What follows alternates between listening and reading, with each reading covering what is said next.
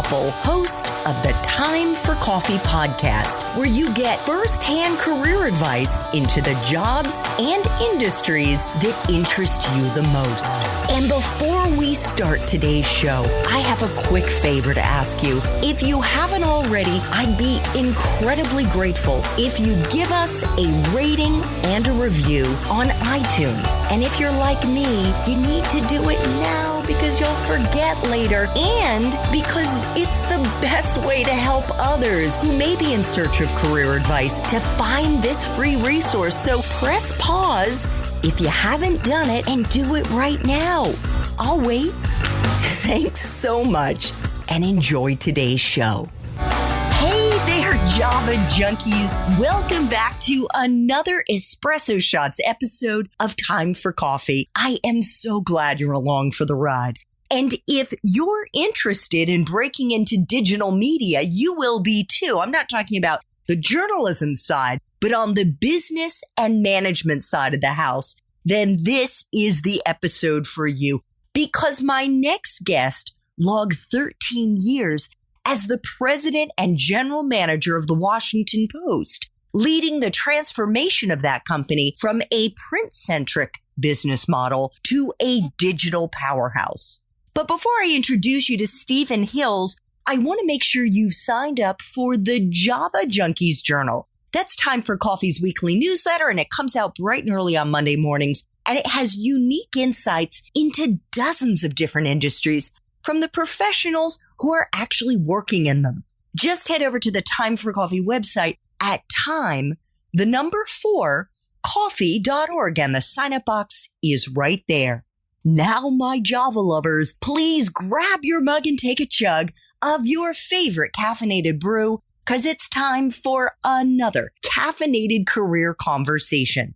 And my guest is Stephen Hills, the CEO and founder of Hillscape Consulting, a consulting firm specializing in helping firms and senior executives increase effectiveness while creating work-life balance. However, the majority of Steve's professional life, as in almost 30 years of it, was spent at the Washington Post Company, including the last 13 of those 30 years as president and general manager.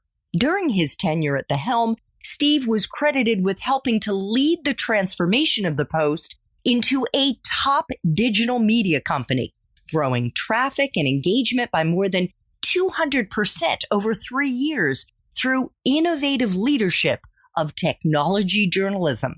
That culminated in Fast Company magazine giving the Post an award for most innovative media company in the world in 2015. Steve also created the business case that convinced Post ownership to sell the Post to Amazon CEO Jeff Bezos. After leaving the Post, Steve became the founding director of the Georgetown University Law Center's business program, where he's created a curriculum and is leading the development of courses to teach law students the fundamentals of business. And he's also the chairman of the board of the Maryland, D.C. chapter of the Nature Conservancy. Steve, welcome to Time for Coffee. Are you caffeinated and ready to go? I am perpetually caffeinated, Andrea. It's a pleasure to be here. You would need to be perpetually caffeinated. I don't know where you find the time in the day to get everything done. Are you super organized? You know, I am somewhat organized. I think my wife would probably say I'm super organized. Yeah, I guess I'm a little bit driven. I'm sort of California driven, I guess.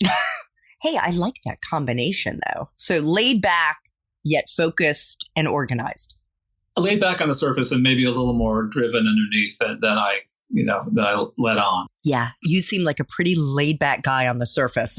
But to have accomplished everything you've accomplished, you have to be driven. So let's dive into our 10 espresso shots, which we are framing around digital media, breaking into digital media, not as a journalist, but on the business management side of the house. The first espresso shot, Steve, is what entry-level jobs are available to young people who want to break into this field?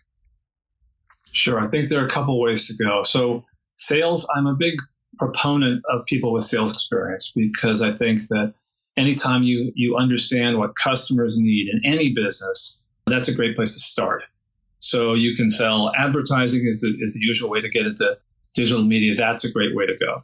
I think analytics, if you have that skill set, is the huge wave of the future. There's so many applications of different kinds of analytics that I think that if you have that ability, that's another great way. Those are probably the two preferred ways to get into the business. And actually, you got into it at the Post through the advertising, the sales side of the house. I did. And so I had a little bit of both, the sales and the analytics. I'd gone to business school. But sales is definitely was a key piece of what I brought to the party. Fantastic. So what is a useful hard and soft skill, Steve, that you look for in the young people that you hire? Yeah, I think the hard skill, I think analytics is helpful. And I think conceptual ability to solve problems. So ability to try to, to look at a situation and say, what's a practical, easy way to get to the end? And that includes also some soft skills as well, resourcefulness and stick-to-itiveness. I mean, one thing is, have people actually done something and seen it to the end at times through very challenging times, because most problems that, you want to pay people to solve, you want to have a team full of people who can solve, are complicated and require, not just good problem solving ability, but the ability to sort of try a bunch of things and find out what works. So, success tends to be a good predictor, past success, and to be a good predictor of future success. And a lot of that comes from a combination of natural problem solving ability and ability to work something to ground, to just try a lot of things. Fantastic. What about someone's major?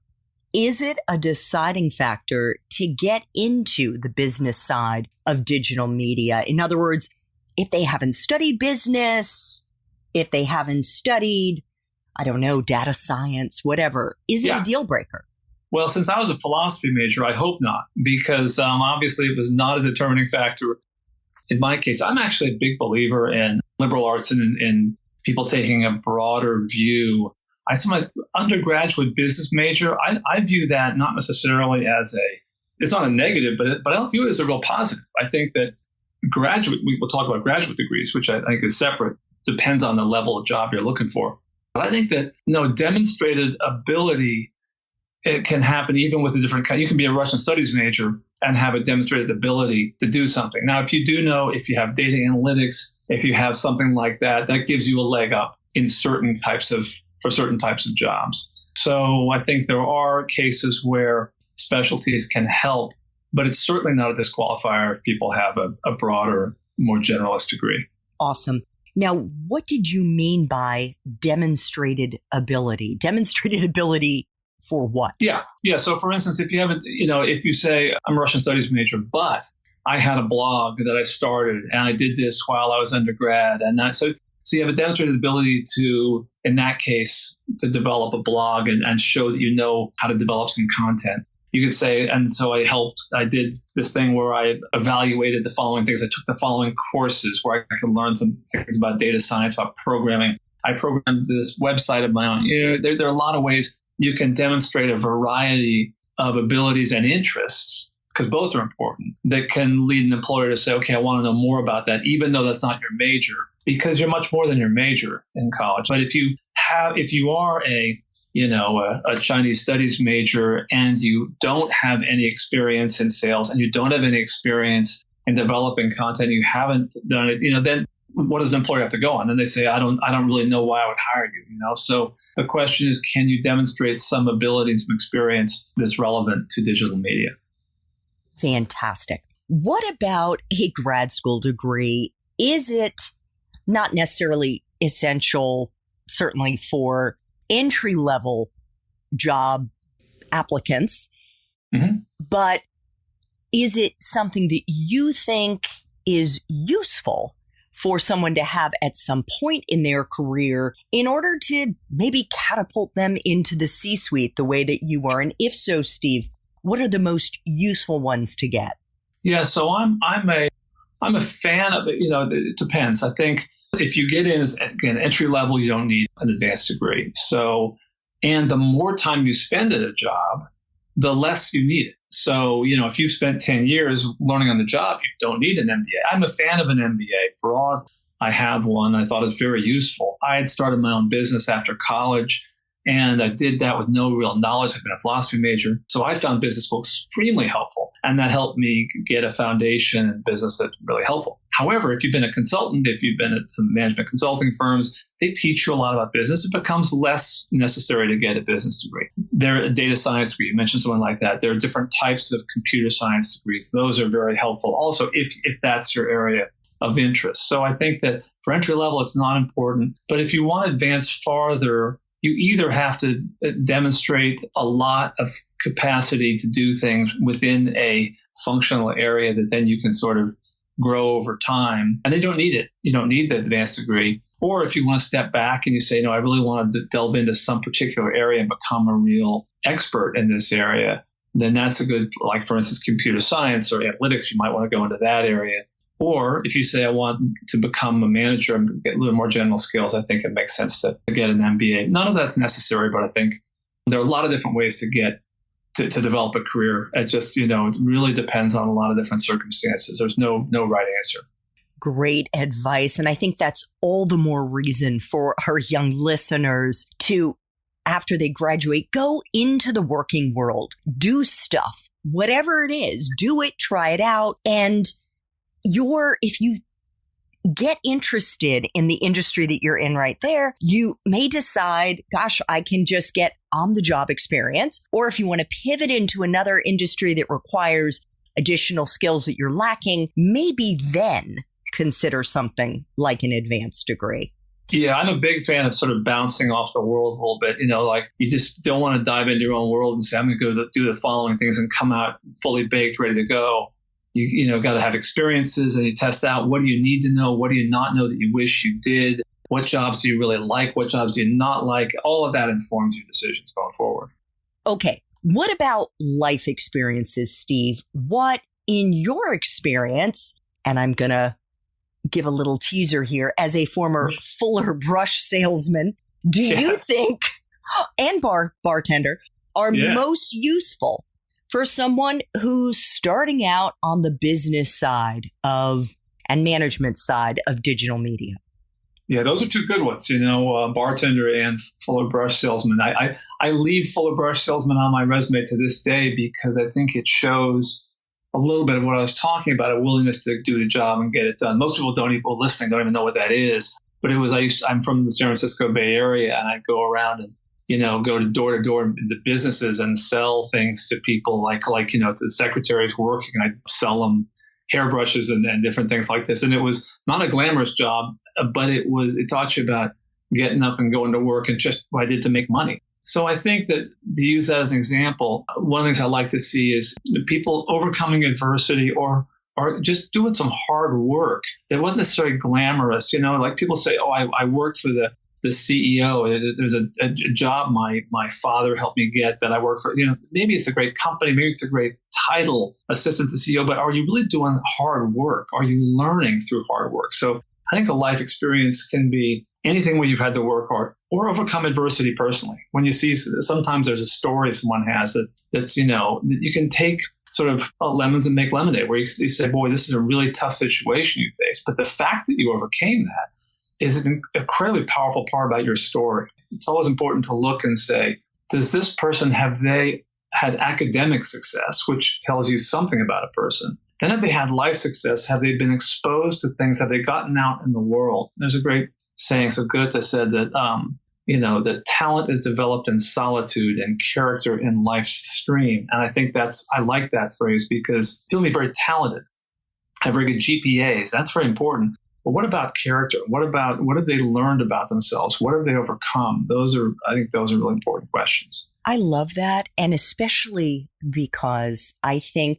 the Fuller Brush experience, the bartending experience, I've interviewed other guests who've worked at McDonald's or other fast food chains and have that on their resume. It is far from something to be embarrassed about. This tells future employers a lot about you. If you can get by on minimum wage or you've had to gut it out, God help you, working in one of those very intense yet poorly paid roles and had doors slammed in your face and rude customers and screaming kids and all that stuff. You have a certain element of poise, of grit, of determination. These are all super valuable soft skills that employers are looking for. Yeah. And also if there's a tendency, if you look at very talented people or people with high GPAs or test scores, then you're on the lookout for arrogance. And if people are willing to do jobs like that, it also shows that maybe they've had some of that potential arrogance tamped down, which is helpful. Great point. So what was the best part for you, Steve, of being in a company like the Washington Post, which evolved over the years, went from being a legacy news organization that was just print into the digital realm? Yeah, so much to like there. I mean, I think that one of the things I advise people about a lot is pay attention to the culture of a place. What's valued? Why do people get promoted? What are the people at the top like? And the Post had that in spades. I mean, the people, the leadership, the character of the leaders was so outstanding that, they valued work-life balance. They wanted people to have healthy, happy families. They treated people well. Fairness was a key issue. So those things were really, really important. I think that was a great part of what made the Post. And then so much falls from that, because then it's the kind of people you attract, and then it's retention of people over the long term. I mean, you have people that are retained over the long term. It allows the company to take a long-term view, and you take a long-term view of your career. And you could say, let me do this, even though it's not going to be popular, it's going to be the right thing in the long term. You don't have to worry about just impressing a boss for 6 months who's going to be fired and a new boss comes in and new management. You take the long-term approach, and that was really impressive too. So, I think there was a lot there. And plus, it was a constantly changing environment. Part of the reason I chose media, everything changes so rapidly. Complicated business has two sets of customers. It has the consumer who pays you and the advertiser who actually paid most of the freight for the business. So you're trying to balance these two business models. And I thought it was just a really complicated, interesting, fast-paced environment that attracted a lot of smart and from my mind, high character people. Love it. Well, I also worked in the media for a broadcast outlet for CNN and on a very different side from you, but I can also attest to how interesting, intellectually interesting, and it's also mission driven. You feel good that your job is to educate the public and to help the public understand what's happening in their country, in their neighborhood, and in the world. Yeah, the mission of the Post. I mean, I was a kid and they let us in school watch the Watergate hearings. And that's why I thought, boy, the Washington Post they're speaking truth to power and taking on the most powerful interests in service of democracy. That was pretty cool. That's why I called up the Post. That's why I went to work for them. Oh, that's so interesting. I was going to ask you about that in the Main Time for Coffee episode. By the way, check out show notes to see if Steve's Main Time for Coffee episode, if his interview has already dropped. That's where we get into what he actually did as the president GM of the Washington Post and how he built his amazing career. So, Steve, the flip side, back when you were the president GM at the Post, what was the part of that job that sucked the most?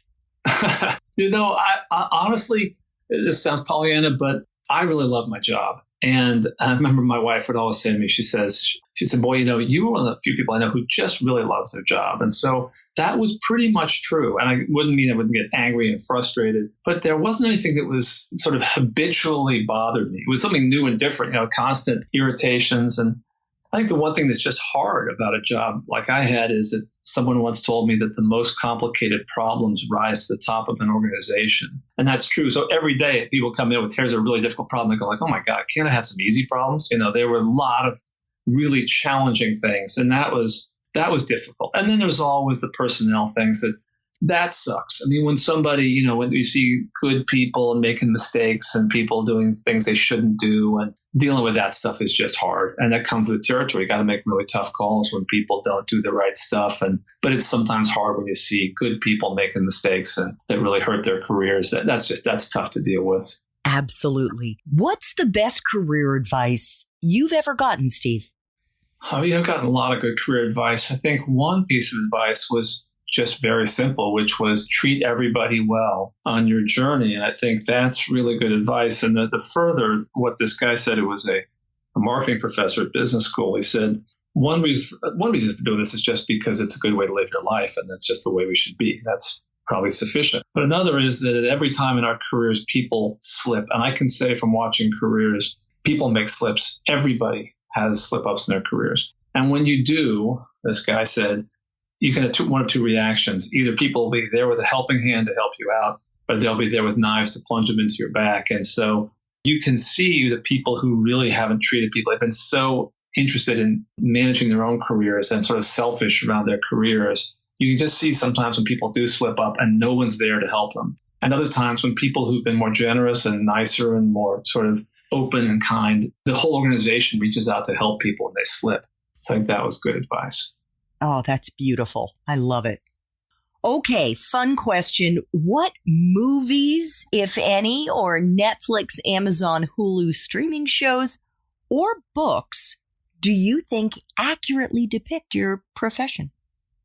Yeah, I think the Spotlight. So Marty Baron is we hired Marty at the Post as he's the guy who made the movie Spotlight about, who was a Boston Globe editor. I think he's the best editor on the planet. He's still the editor of the Post now. And he and I stay in touch. He's just a phenomenal guy. And Spotlight was the movie made about him and where Liev Schreiber plays him, which I always laugh and tell Marty, that's fake news right there. But that's phenomenal. And it's probably the best movie about investigative journalism I've ever seen. Now it's more old school. It's not digital, but that's the essence of the media. The Post, the movie by Spielberg about the Washington Post, I'm obviously fond of. I thought that was really accurate. And then, of course, All the President's Men is the classic. Those are really accurate movies about the internal workings of a newspaper. In terms of digital media, it's funny, digital media, aren't really a lot of movies or books because how do you really show what goes on in digital media? But I think that those are my favorite movies in terms of showing what the media is really all about. Excellent. We'll include links to all of those movies in our show notes. Right. Final espresso shot. What would Java junkies be surprised to learn about your industry, Steve? Probably they'd be surprised to know that to this day, funny, I don't know the specifics now, but the majority of profits for the New York Times, for the Washington Post, still come from the print newspaper. So even though it doesn't necessarily look like that on paper, the New York Times will say we'll get much more profits from digital. Everyone's trying to position themselves as digital media, which they are. But the print is still a vastly important part of the profit structure of major newspapers, just as in broadcast television, they all have digital arms, but, broadcast is still a critical part of the profits for them. So I think that's probably something people would be surprised by. Yeah, like me. I didn't know that. Okay. Yeah. Thank you so much. Steve's company is called Hillscape Consulting, which specializes in helping firms and senior executives increase effectiveness while creating work-life balance. If you want to learn more about what Steve did at the Post as the president and the general manager and how he built his career, please check out show notes for this episode to see if Steve's main Time for Coffee interview has already dropped. Steve, thank you so much for making time for coffee today with me and the T4C community. This was wonderful. Thank you, Andrea. Thanks so much for listening to this latest episode of T4C. And if you're interested in learning more about my coaching services for confused college students and recent grads, feel free to check out the Time for Coffee website under the coaching tab at time4coffee.org or text me at 202-236-5712. That's 202-236-5712.